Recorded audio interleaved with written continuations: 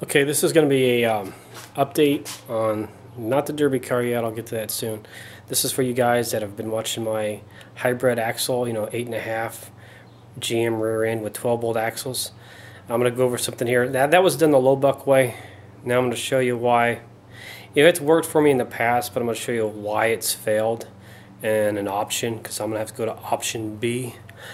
And also on this, and I'll try and get another, show you how to do these rear ends again, because I found a third carrier that might be another easy just throw in swap, and we'll work on that. But right now I'm going to show you what failed on this rear end and what you might consider doing if you're going to run this in a derby or drag racing or anything else.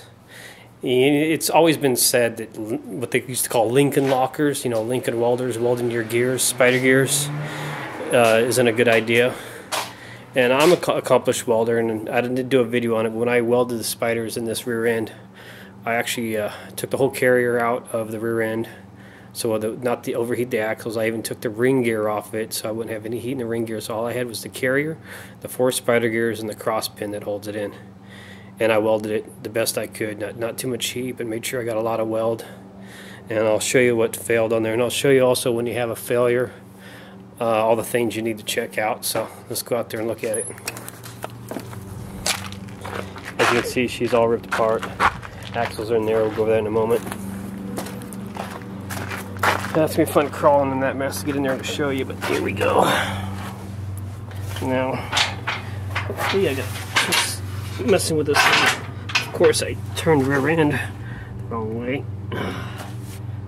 Now, wasn't quite ready for this, so I need to find a flat bar or something, since it's a little greasy, a little hard to turn.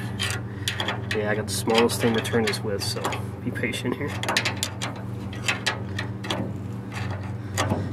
But you can tell no damage was done to the ring gear. I spun the ring gear. I need to go with the pin gear next, but I need to get all the oil out of it. And the carrier itself, I broke the first one, or had problems with the first one. So this is an 8.5, 27 spline or 28 spline thing. I can never get that right, and I'm running 30 spline axles. I guess the true thing to say, it's a 28 spline originally, and I'm running 3 splines. Well, since the first carrier failed, I went and took this down to Arizona Differential Service here in Phoenix, and he was able to bore it out so the axles would fit in here. The only part that needs to be bored is over here, and then I used the 12 bolt. Actually, I used the weird hybrid rear end that's like a 12 bolt ring and pinion stuck in an 8.5 rear end, sort of. The cover's bigger, but it's got a 10 bolt cover on it, or look, it's got 10 bolts on the cover as opposed to 12 bolt cover. Well, now as you can see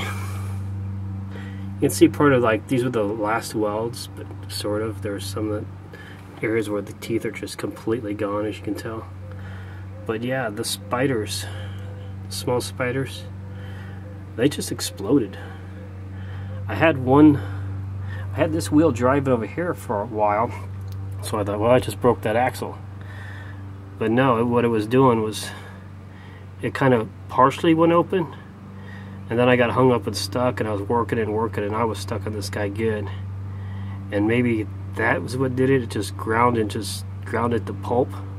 But there's literally nothing that you can, no concernable pieces you can see of this thing anymore left of it. I've just been taking out little tiny chunks. It's just like it hand grenaded.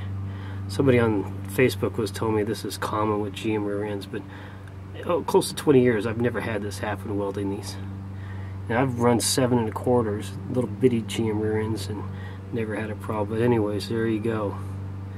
I'd say that's considered a massive failure.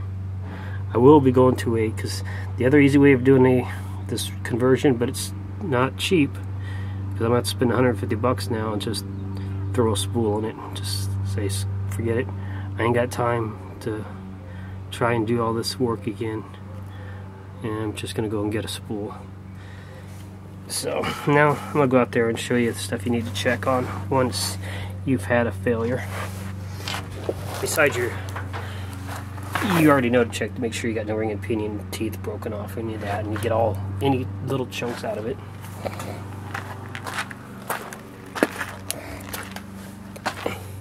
Now I've learned this from experience. Here's the 12-bolt axles.